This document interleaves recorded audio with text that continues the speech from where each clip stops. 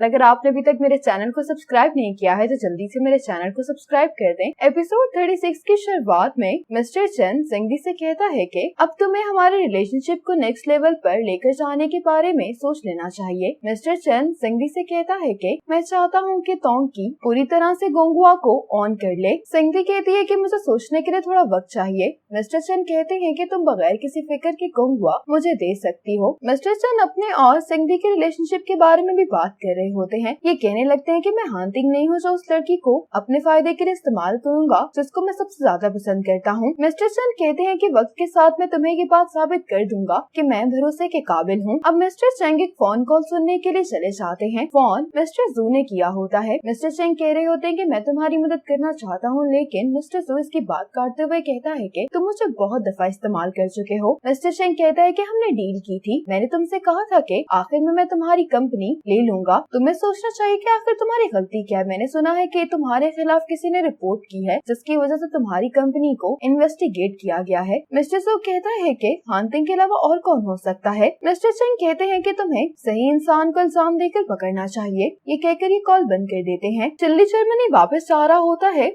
Experts को मनाने के लिए, इसलिए जिशिंग इसके साथ आखिरी बार लंच कर रही होती है। चिल्ली जिशिंग से कहता है कि मुझे तुम्हें कुछ बताना है। ये जिशिंग से कहता है कि आखिरी बार जब हम यहाँ पर खाना खाने के लिए आए थे तो हांटिंग भी आया था। ये सुनकर जिशिंग हैरान होती है। चिल्ली कहता है कि वो यहाँ बाहर खड़ा होकर तुम्हें देखता रहा था। चिल्ली कहता है कि मुझे लगता है कि वो टैन यूनी के साथ लंच नहीं करना चाहता था, वो अभी तक सिर्फ तुम्हारी ही परवाह करता है। चिल्ली कहता है कि अगर तुम्हारे दिल में हांटिंग के लिए कोई जगह नहीं होती तो फिर मैं तुम्हें चेस करता, लेकिन मुझे लगता है कि तुम्हारे दिल में मेरे लिए कोई भी जगह नहीं है, इसलिए मैं तुम्हें चेस नहीं करूंगा। ये जिशिंग से कहता है कि जिंदगी छोटी सी है, इसलिए मैं कोशिश करनी चाहिए कि जिंदगी में कोई पछतावा न रह जाए। चिल्ली जिशिंग से कहता है कि तुम एक बहुत अमेजिंग लड़की हो, इसलिए मैं यही विश करता हूँ कि तुम एक बहुत अच्छी जिंदगी गुजारो। जिशिंग सुनकर चिल्ली को थैंक्स बोलती है और कहती है कि तुम्हारे लिए भी मेरी यही विश है। अब हांटिंग जिशिंग को मिलने के लिए बुलाता है। हांटिंग जिशिंग से पूछता है कि गोंगुआ तोंकी के साथ कोऑपरेशन करने वाला है, तुम इसके बारे में क्या सोचती हो। जिशिंग कहती है कि इन सालों में तोंकी डोंगिंग मेडिकल जितना पावरफुल नहीं रहा, लेकिन गोंगुआ की मदद से वो मार्केट में अपनी जगह बना सकता है। जिशिंग कहती है लेकिन मैं ये बात जानती हूँ कि तोंकी कभी भी डोंगिंग मेडिकल का टारगेट नहीं रहा।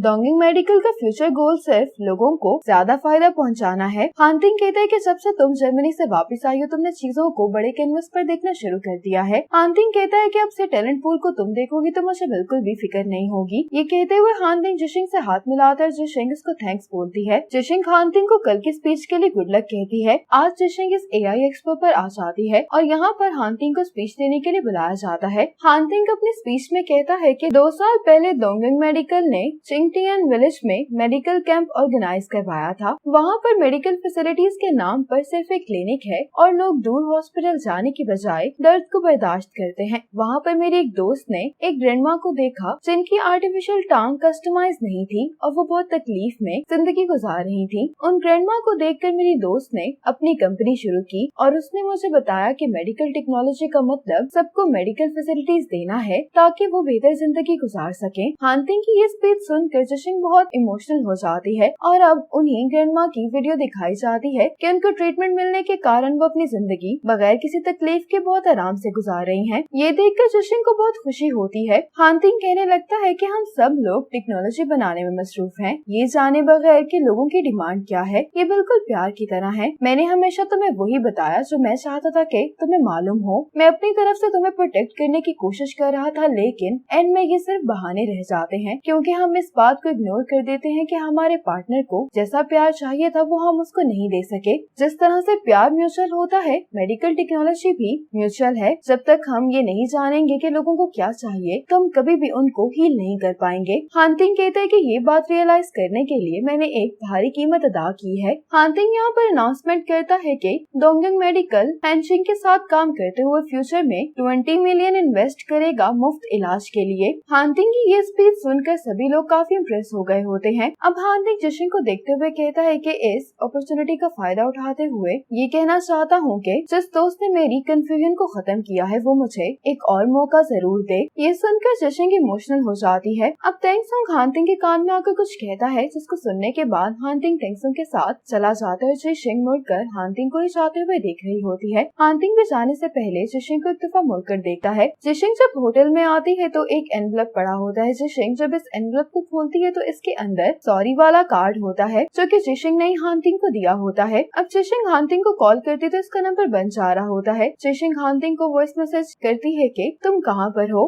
मैं तुमसे अभी मिलना चाहती हूँ। इतने में जिशिंग को मिस्टर लू की कॉल आ जाती है तो जिशिंग मिस्टर लू से पूछती है कि हानतिंग कहाँ पर है। मिस्टर लू बताते हैं कि डोंगयंग मेडिकल में एक इमरजेंसी हो गया जिसकी वजह से हानतिंग एयरपोर्ट गया है। अब जिशिंग भी जल्दी से वापसी की फ्लाइट ले लेती है। जिशिंग को हानतिंग का मैसेज आता है कि मैं कुछ काम में मसरूफ हूँ, तुमसे घर पर मुलाकात होगी। अब जिशिंग हानतिंग के घर पर आ जाती है। ये जब वही पुराना पासवर्ड डालती है तो दरवाजा खुल जाता है। जिशिंग के देखकर खुश होती है कि हानतिंग ने पासवर्ड चेंज नहीं किया। अब जिशिंग घर के अंदर आकर इसे लिस्ट को देख रही होती है। अब जिशिंग ये लिस्ट देखना शुरू करती है तो पहली एक्टिविटी होती है लॉटरी टिकट खरीदना जो कि हानतिंग ने खरीद ली होती है। फिर हानतिंग जिशिंग के बगैर ही कॉटन कैंडी खाने के लिए चाहता है। हानतिंग का फिश टैंक खाली होता है इसलिए जिशिंग ने इस बकेट लिस्ट में फिशेस खरीदना भी लिखा होता है। हानतिंग अपने फिश टैंक के लिए फिश का एक पेड़ लेकर आ जाता है। दाहोंग को स्पा के लिए भी लेकर जाता है। ये दाहोंग के साथ बैठकर अकेले मूवी भी देखता है और इसने अपना जिशिंग और दाहोंग का साथ में एक डेकोरेशन पीस भी बनवाया होता है। लास्ट एक्टिविटी जिशिंग के साथ उसके होम टाउन जाना होता है जो अभी तक हानतिंग ने नहीं किया होता। जिशिंग ये लिस्ट देखकर रोने लगती है। साथ ही बेल बजती है और जिशिंग दरवाजा खोलने के लिए चली जाती है। जिशिंग जैसे ही दरवाजा खोलती है तो सामने मिस्टर जू होता है। जिशिंग मिस्टर जू को यहाँ पर देखकर घबरा जाती है और मिस्टर जू जिशिंग को यहाँ से लेकर चले जाते हैं। हानतिंग रात में जब घर पर आता है तो ये जिशिंग का बैग देखकर इसको आवाज देने लगता है।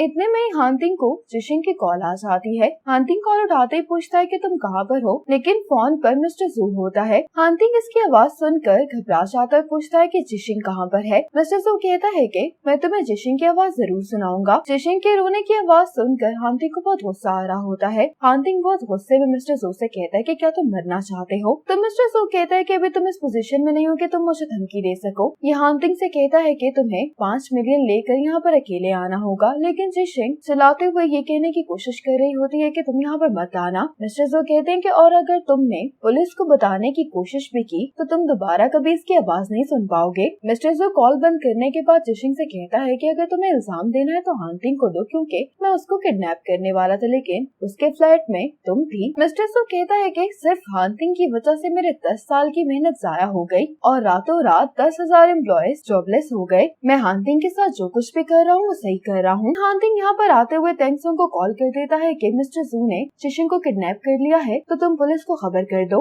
अब हानतिंग अकेला ही इस पुरानी फैक्ट्री आ जाता है। मिस्टर जू टॉर्च की लाइट हानतिंग के ऊपर डालकर कहने लगता है कि तुम ऊपर आ जाओ। अब हानतिंग जब ऊपर आ जाता है तो उसने जिशिंग को पकड़ा होता है। ये हानतिंग से कहता है कि पैसे कहाँ पर हैं। हानतिंग कहता है कि मैं तुम्हें पैसे दे दूंगा लेकिन तुम्हें पहले इसको छोड़ना होगा। मिस्टर जू कहता है कि पहले मुझे पैसे दो वरना मैं इसको यहाँ से फेंक दूंगा। हानतिंग इसको रोकता है। हानतिंग जू से कहता है कि पैसे गाड़ी में है, पैसों के बाद तुम्हें गाड़ी की भी तो जरूरत होगी ना। हानतिंग अपनी कार का ट्रंक ओपन करके इसको दिखाता है कि ये वाकई में पैसे लाया है। जू ये देखने के बाद कहता है कि क्या तुम मुझे बेवकूफ बनाने की कोशिश कर रहे हो, ये 5 मिलियन नहीं है। हानतिंग गुस्से में कहता है कि असल में तो तुमने मुझे पागल समझा है, मैं एक ही रात में 5 मिलियन कहाँ से ला सकता हूँ। इस बैग में जो कुछ भी है उसकी कीमत 2 मिलियन है और बाकी के पैसे इस कार्ड में है, ये लेकर तुम जिशिंग को छोड़ दो। जब ये जिशिंग को हानतिंग के हवाले कर रहा होता है तो साथ ही ये हानतिंग पर हमला कर देता है। अब हानतिंग और इसकी फाइट शुरू हो जाती है। इस फाइट के दौरान हानतिंग जख्मी हो जाता है। अब ये देखता है कि ये जिशिंग को मारने वाला है तो हानतिंग फौरन से जिशिंग के सामने आ जाता है। अब इतने में यहाँ पर पुलिस भी आ चुकी होती है। ये दोनों झगड़ते हुए यहाँ से नीचे गिर जाते हैं, लेकिन जैसे ही ये नीचे देखती है तो पुलिस ने इन दोनों को बचा लिया होता है। अब जिशिंग जल्दी से हानतिंग के पास हॉस्पिटल आ जाती है। हानतिंग को कोई ज्यादा सीरियस चोट नहीं लगी होती तो डॉक्टर ने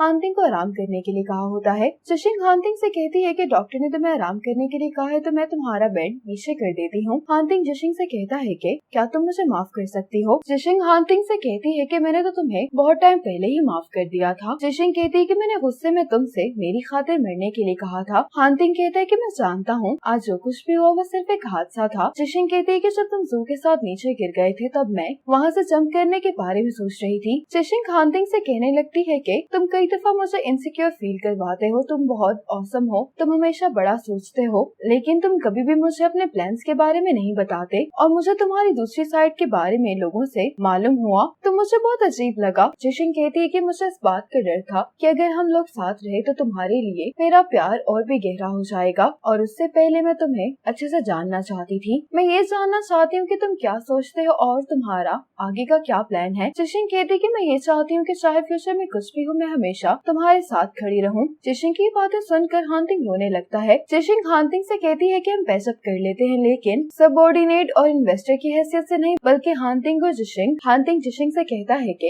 ये हमारी पहली मुलाकात है और मुझे तुमसे मिलकर बहुत खुशी हुई। जिशिंग कहती है कि मुझे भी तुमसे मिलकर बहुत अच्छा लगा। हांतिंग जिशिंग की आंखें साफ करने के बाद जिशिंग को किस करता है। आज मिस्टर लू सीजाओ को अपने पास बुलाते हैं। मिस्टर लू कहते हैं कि हमारे पास तुम्हारे लिए एक बहुत अच्छी अपॉर्चुनिटी है। हम एक टेक्नोलॉजी एग्जीक्यूटिव को डोंगिंग बेस भेज रहे हैं। तुम जर्मनी जाकर टेक्निकल डिपार्टमेंट के डिप्टी डायरेक्टर के तौर पर काम करोगे। जब तुम 3 साल बाद वापस आओगे तो तुम हेनशिंग टेक्नोलॉजी के चीफ टेक्नोलॉजी ऑफिसर बन जाओगे। इस अपॉर्चुनिटी के लिए दूसरा कैंडिडेट भी है, लेकिन हम तुम्हें ज्यादा सूटेबल समझते हैं। सीजो तो ये सुनकर बहुत हैरान हो गया होता है। तो मिस्टर लू कहते हैं कि अभी तुम्हारे पास वक्त है, तुम आराम से सोच सकते हो, लेकिन मैं तुमसे कहूँगा कि ये एक बहुत ही रेयर अपॉर्चुनिटी है, तो तुम्हें इसको गंवाना नहीं चाहिए। अब जिशिंग से हॉस्पिटल मिलने के लिए लिली और श्यामेंग आ जाती है, पूछ लगती है कि तुम कैसी हो। तो जिशिंग कहती है कि मैं बिल्कुल ठीक हूँ, बस थोड़े से स्क्रैचेस आए हैं। लिली हांतिंग के बारे में पूछती है तो जिशिंग कहती है कि भी हांतिंग सो रहा है। जिशिंग इन दोनों से कहती है कि तुम लोग मेरे पेरेंट्स को इस बारे में नहीं बताना, मैं नहीं चाहती कि वो बिना वजह परेशान हो जाएं। श्यामेंग जिशिंग से पूछती है कि क्या तुमने हांतिंग को माफ कर दिया है। तो जिशिंग हंसते हुए कहती है कि हमारा पैचअप हो गया है। ये सुनकर श्यामेंग और लिली बहुत खुश हो जाती हैं। अब सीजो इसी बारे में सोच रहा होता है कि इसको क्या करना चाहिए। इसी मोमेंट पर एपिसोड 36 खत्म हो जाती है।